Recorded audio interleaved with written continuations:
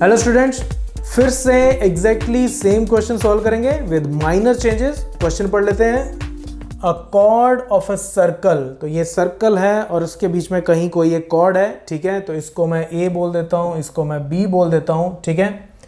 Of radius 12 centimetre, तो इसका जो रेडियस है वो 12 सेंटीमीटर है। तो यानी कि अगर ए को मैं ये ओ सेंटर से ज्वाइन करूँ तो ये 12 सेंटीमीटर है, बी को भी ज्वाइन करूँ तो ये भी 12 सेंटीमीटर है, ठीक है।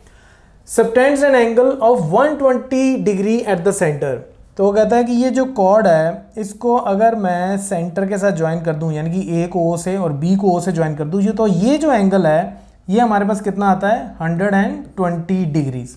Okay, find the area of the corresponding segment. देखो कॉरेस्पॉन्डिंग सेगमेंट, सिर्फ एक ही सेगमेंट का एरिया निकालना है इस कॉर्ड के कॉरस्पॉन्डिंग। तो इस कॉर्ड के कॉरस्पॉन्डिंग एक्चुअली मेरे पास दो सेगमेंट्स आते हैं, एक तो ये आता है, ठीक है, एक तो ये आ रहा है छोटा वाला, और एक बाकी सारा बड़ा वाला आ रहा है, ठीक है। एक बाकी ये पूरा बड़ा वाला आ जाएगा, ठीक है। तो चलो मैं इसको हटा देता हूँ एक बार। तो जब ये लिखा होता है ना कॉरस्पॉन्डिंग सेगमेंट और ये ना मेंशन किया हो कि माइनर की मेजर, तो हमेशा हम माइनर सेगमेंट पिक करते हैं। तो इसका मतलब मुझे इस सेगमेंट का एरिया निकालना है। ये जो अगर मैं इस पॉइंट को यहाँ पे y बोल दूं तो ए वाई बी, ये जो मेरा सेगमेंट बनता है मुझे इसका एरिया निकालना है। और इसके लिए फिर से वही, पहले ये पूरे सेक्टर का एरिया निकाल लो और उसमें से इस ट्रायंगल के एरिया को माइनस कर दो, दैट्स इट। तो सबसे पहला काम मुझे क्या करना है, ये पूरा ब्लू वाला एरिया जो है मैं इसको फाइंड आउट करूँगा और इसके लिए मुझे एरिया ऑफ सेक्टर ये फॉर्मूला यूज़ करना पड़ेगा, ठीक है। तो एरिया ऑफ सेक्टर के लिए एक तो मुझे रेडियस चाहिए और रेडियस मुझे ऑलरेडी गिवन है 12 सेंटीमीटर, और एक मुझे चाहिए एंगल थीटा और वो हमें गिवन है 120 डिग्रीज। तो area of sector O A Y B, ठीक है, O A Y B blue वाला जो एरिया है ये कितना आ जाएगा, theta is 120 divided by 360 multiplied by pi. Pi की वैल्यू वो कहता है 3.14 यूज करो इनटू आर स्क्वायर, यानी कि 12 का स्क्वायर। तो ये जब काटोगे तो ये आ जाएगा यहाँ पे 3। तो इसको जब आप सॉल्व करोगे तो आ जाएगा 150.72 इतने सेंटीमीटर स्क्वायर। तो एरिया ऑफ सेक्टर आ गया। अब हम निकालते हैं एरिया ऑफ ट्रायंगल। तो अब हमें इस ट्रायंगल का एरिया निकालना है, triangle O A B, triangle O A B. तो मैं एक काम करता हूँ, ये ओ ए बी ट्रायंगल को ये मैं अलग से यहाँ बना लेता हूँ। ये मुझे ओ बी पता है, ये रेडियस है, ये 12 सेंटीमीटर, ये ओ ए ये भी 12 सेंटीमीटर क्योंकि ये भी रेडियस है, और ये जो एंगल बनेगा ये हमें गिवन है 120 डिग्रीज, ठीक है।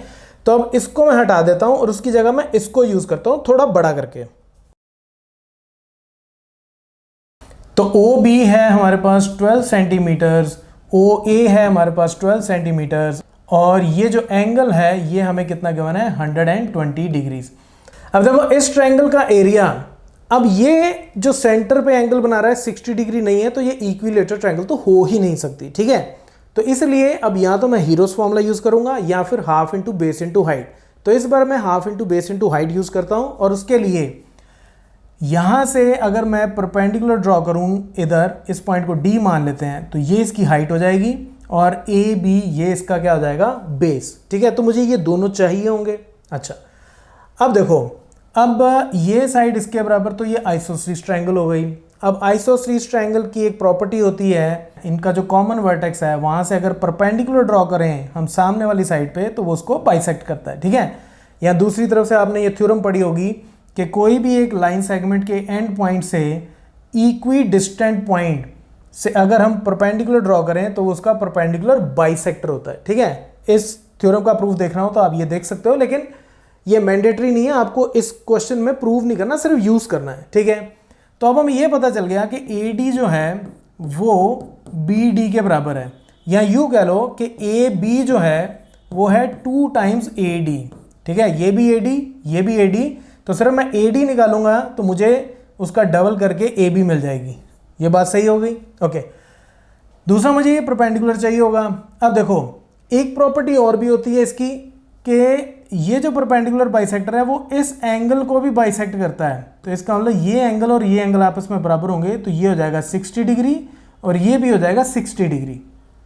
तो अब मैं सिर्फ इस राइट एंगल ट्रायंगल के ऊपर फोकस करता हूँ। यहाँ से ये 90 डिग्री, ये 60 डिग्री, तो ये कितना आ जाएगा, ये हो जाएगा 30 डिग्री। ठीक है, ट्रायंगल के तीनों एंगल्स का सम 180 होता है, ये 60, ये 90, तो ये 30 हो गया। ठीक है, तो अब मैं ट्रिग्नोमेट्रिक रेशोज लगा के ये परपेंडिकुलर की वैल्यू निकाल लूँगा ओडी की, क्योंकि अगर मैं इस एंगल को लेता हूँ,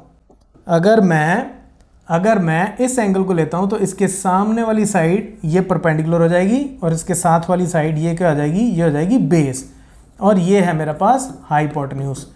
तो हम यहाँ लिखेंगे draw OD perpendicular on AB, this employs angle AOD is equal to angle BOD is equal to 60 degree, ये 60 डिग्री हो जाएंगे, और also AD will be equal to BD। ठीक है, तो ये इतना हो गया। अब इसको प्रूव करने की जरूरत नहीं है, आपको सिर्फ रिजल्ट यूज करना है। ओके, अब नेक्स्ट, अब हमें OD निकालना है और AD निकालना है। तो OD अगर निकालना हो तो ये परपेंडिकुलर निकालना है, हाइपोटेन्यूज गिवन है, तो परपेंडिकुलर हाइपोटेन्यूज, तो उसके लिए आप क्या करो, पंडित बद्री प्रसाद हर बोले। तो परपेंडिकुलर निकालना है, हाइपोटेन्यूज गिवन है, परपेंडिकुलर निकालना है और हाइपोटेन्यूज गिवन है। तो परपेंडिकुलर और हाइपोटेन्यूज में अगर डील करना हो तो अब हम ये ट्रायंगल ले लेते हैं, in right angled triangle ADO। अब हमारे पास क्या है कि परपेंडिकुलर ओवर हाइपोटेन्यूज ये होता है साइन 30 डिग्री, जो एंगल यूज हो रहा है। ठीक है, तो साइन 30 डिग्री। परपेंडिकुलर हमें निकालना है, वो है OD, हाइपोटेन्यूज हमें पता है वो है OA और उसकी वैल्यू है 12 is equal to sine 30 degree की वैल्यू होती है 1/2। तो यहाँ से OD कितना हो गया, OD हो गया मेरा 6 सेंटीमीटर, तो हाइट निकल आई। ठीक है, अब हम ये बेस AD ये भी फाइंड आउट कर लेते हैं।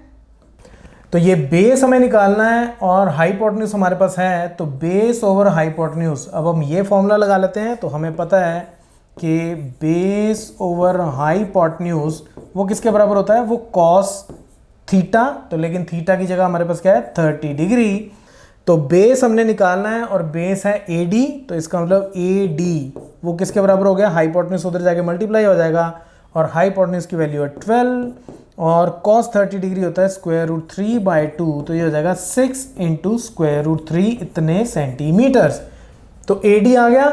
अब मैंने आपको बताया कि AD को डबल करूं तो मुझे AB मिल जाएगा, तो लेट्स डू दैट। चलो इसको मैं यहाँ से हटा देता हूँ अब। ओके, तो अब हमारे पास क्या है, अब हमने निकालना है AB, और AB है 2 टाइम्स AD, तो वो हो जाएगा 2 × AD की वैल्यू 6 × √3, 6 × √3, तो ये हो जाएगा 12√3 इतने सेंटीमीटर्स। तो बेस आ गया मेरे पास AB और हाइट आ गई मेरे पास OD। ठीक है, तो OD आ गया और AB आ गया, और अब मैं एरिया ऑफ ट्रायंगल निकाल लेता हूँ।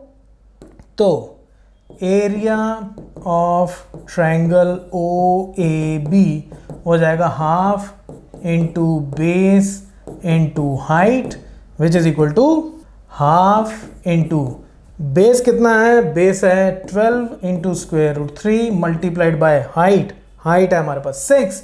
तो इसको जब हम सॉल्व करेंगे तो ये आ जाएगा 62.28 इतने सेंटीमीटर स्क्वायर। तो ये एरिया ऑफ ट्रायंगल आ जाएगा। ठीक है, तो ये हमने निकाल लिया, और अब हम क्या करेंगे, एरिया ऑफ सेक्टर में से एरिया ऑफ ट्रायंगल माइनस कर देंगे तो हमें एरिया ऑफ सेगमेंट मिल जाएगा। So let's do that. तो एरिया ऑफ सेक्टर हमने निकाला था 150.72, और इसमें से माइनस कर देंगे एरिया ऑफ ट्रायंगल OAB जो अभी अभी हमने निकाला 62.28। So this will be equal to 88.44 इतने centimetre square is the answer. तो ये जो मेरा माइनर सेगमेंट है इसका एरिया इतना आ गया। So that's my answer, right. तो अल्टीमेटली सारे क्वेश्चंस एक ही तरह से सॉल्व होने हैं। बीच में जो ट्रायंगल बनती है सेगमेंट के केस में, जो ट्रायंगल बनती है उसी का ही एरिया निकालना थोड़ा सा लेंथी हो जाता है, बाकी क्वेश्चन बहुत सिंपल है। ओके, तो अब अगर आपको ये क्वेश्चन अच्छा लगा है then share it with your classmates and your friends, right? So that's it from this tutorial, keep watching Math mafia.